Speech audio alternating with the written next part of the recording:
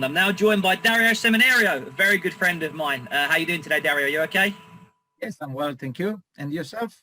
Fantastic. Yeah, very good, thank you. Thank you very much for joining us today. Really appreciate it. Problem, pleasure. Fantastic stuff. So first of all, Dario, if you could just give us a little bit of an outline of your role at Cambridge United.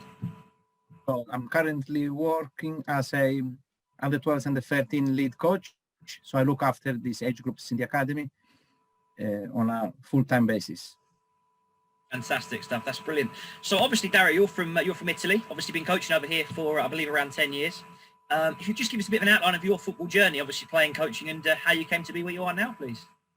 So basically, I started my coaching journey about 14 years ago when I was in Italy, mainly working with semi-professional first teams or semi-professional youth teams. So after, I would say, 5 seasons, I decided to move to England just to have a different challenge, experience some coaching in a different culture and different country. So I decided to move to England. My first role in England was 9 years ago at Easton Football Club Academy. So which at the time, the Easton used to be in step 2, so not league football, but a good level. So I spent 3 years at Easton, which I consider an incredible experience for my integration in this new culture. And after these 3 positive seasons, once I got my B license with the English FA, I moved into Cambridge United Academy. So I've been now for Cambridge United for nearly 6 seasons. So that's my journey so far. Fantastic. And of course, you used to play a bit as well, Dario, in Italy, I believe. Is that right? Yes, I played professional level, never played professionally. I enjoyed my playing experience. I made the most. I made lots of friends and great memories, which are lifelong lasting, in my opinion. Oh, fantastic. That's brilliant. And so for those who don't know, so Dario came to England not speaking in English, and obviously now you can see his English is better than mine. So that's obviously a fantastic example of how you can obviously integrate into a new culture, and obviously Dario bringing his ideas and some of the Italian tactical concepts over here as well. Would you say that's been something you've enjoyed doing, bringing some ideas from Italy over into English football culture? Yeah, I would say football is, at the end of the day, is very similar everywhere, and the tactics now, we've got social medias, YouTube, where everyone from each part of the world have access to different style. So it's not like 35 years ago where strategies and tactics were a little bit more secrets. Now everyone knows what we're doing. So the tactics also have been more globalized, so are pretty similar everywhere. Like if you look in the Premier League, we got lots of managers from different countries, from different cultures, and those tactics have already been implemented there. I enjoy, part of my enjoyment in this role is to coach the young players and educate them to play the game, not just football, which is not real football. So rather than, I wouldn't say bring the Italian tactics, but bring more a reality to their football journey. Oh, fantastic. So interesting to hear. So just on that then, if you could sort of share with us maybe your favourite moment or moments that you've enjoyed while playing or coaching, perhaps something that stands out for you? I would say not a particular moment, but I think a particular stage, and which is this one you mentioned before about the fact that I moved to England and I didn't speak the language. So the fact I had to study the English and work while I was working with players. So my biggest achievement is the ability to coach football, not in my first language. So there is a stage of my life which I consider like my proudest moment. Brilliant. No, it's obviously amazing to hear that. And obviously for all the young players watching, it's a fantastic example of how you can really, if you want to do something enough, you can achieve it. And that's incredible adaptability. So we touched on it briefly, but the best bit about your role, your current role, what do you enjoy the most, or what do you find that the biggest privilege in your current role? See players improving, see the progression when they play perhaps with the older age groups. This job of patient, I say, you don't get your rewards now, you will get your rewards later on. So in 5-6 years time, I see one of the boys I've been coaching playing the first team. There will be an amazing achievement. Obviously, if you are a first team manager, you get your rewards instantly because you win your game or not. So that's the difference. So when you work in the youth system, your rewards will be hopefully later on in the stages of your development. Oh, brilliant! Yeah, so a real longer-term approach. That's fantastic. And would you say that's something that is similar in England and Italy? How would you say the two cultures are different in terms of working with the young players? Is there a big difference, or is it a similar sort of structure? Yeah, it's slightly different, but I wouldn't say the football is different, but is the social context is different. When we coach football, we have to consider our surrounding environment. Is not just about a training session on the pitch, is what affect the training session, what the lifestyle of the kids, what the social context.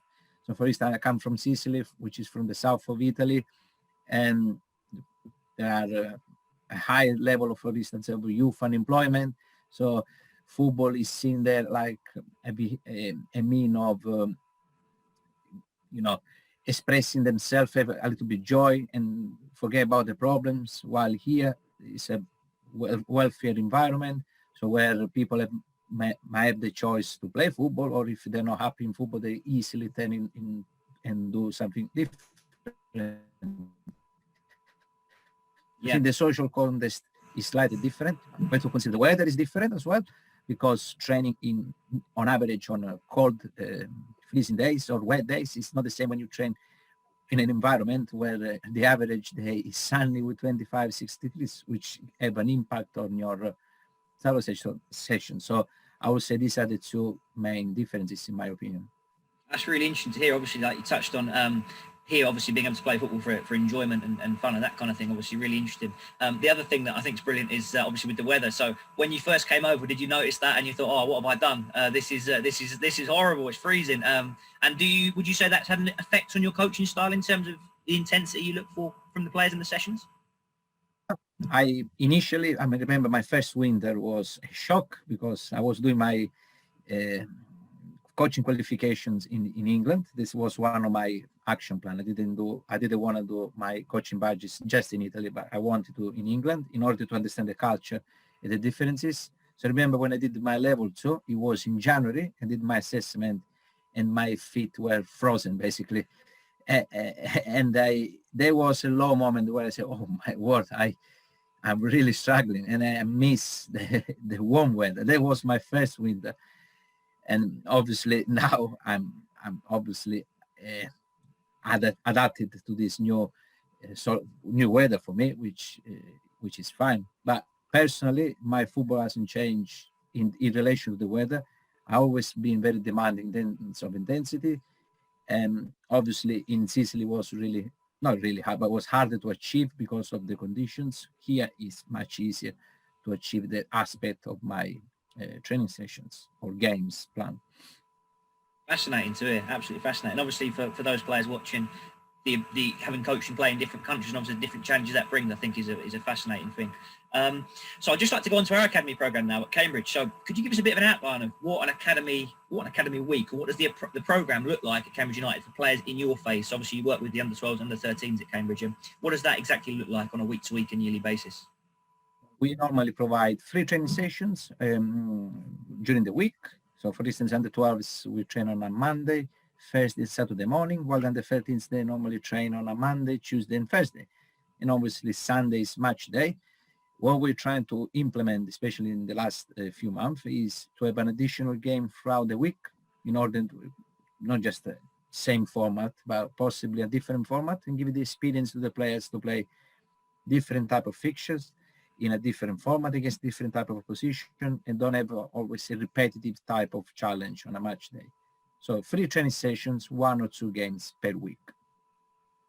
Oh, fantastic. And how does that affect perhaps what you're working with the players individually? Obviously, we have the same syllabus, and obviously create a destroy a goal scorer program that obviously the IDC and the elite program have.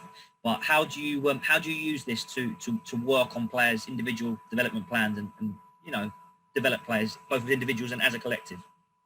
Yeah, if you think 3 training sessions, an hour and a half each is 4 hours and a half. So you can work in real detail and depth of individual first, because we are looking to develop individual first, but at the same time we're developing group of players, because football is a team where 11 players playing together, so it's not just about one player playing on his own.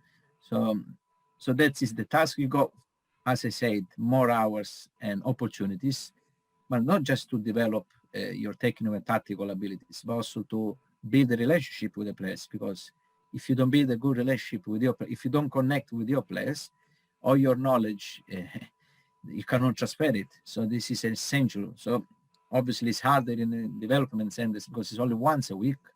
So in my opinion, the challenge or the main task for the coach is to make sure he connect with the players in the hour or an hour and a half of training. He help the players to learn what he needs to learn. Oh, brilliant. I think that theme of connection is really, really interesting, actually. And in terms of what we try and provide across the program, it's a real common theme, like you say, not just being technical and tactical. I'm very fortunate to coach a lot with Dario within his phase, as is Mitchell, the IDC manager. We've had some really good sessions, some really good games this season. The one that stands out for me is an away game at Chelsea in December, I believe it was. One thing that really interests me about Dario's style is that he likes to work in a coaching team, and how he's able to use different coaches' abilities to work together, but also the same principle with players, and that he's able to work on individual players, as we said before, to provide a collective within a team. So obviously that was a really good game at Chelsea. We ended up winning 3-2, I believe it was. It was a late winner, which obviously was really nice. Could you give us a bit of an outline of perhaps how you approached that day? Obviously playing against the Category 1 Academy, obviously Jamie Redknapp was there. There were some big names there. How did you approach that day tactically and in terms of helping the players develop in a very difficult environment?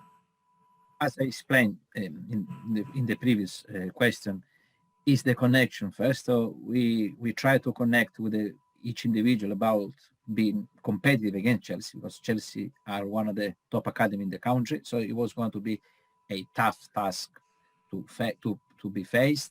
So the connection was really good. It was not just a connection through coaching. I remember we printed some principle of play documents where we explain about defending in transitions and how we could deny any opportunity to Chelsea if we were exposed to those counterattacks. So there was a connection first. Training sessions were planned as normal, so there was no difference. If we play Chelsea or we play another club, we always try to make sure the players get the best about it. Obviously, there was a strong emphasis on the fact we're competing against that club.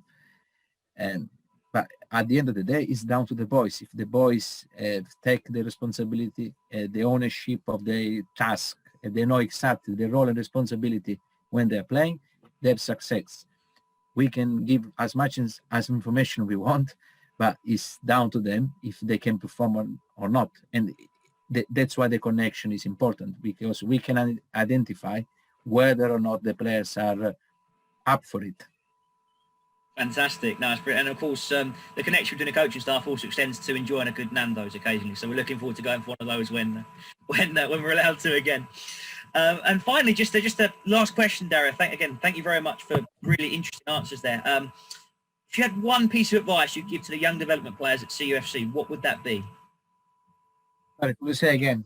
Of course, yes, no problem. Yeah, that's fine.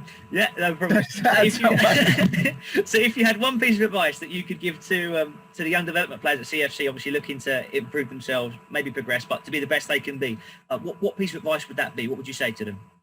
The main advice is to make sure when you play football, you enjoy it. Don't carry any pressure. Don't play to impress other people. Just use each football opportunity to make sure you enjoy it.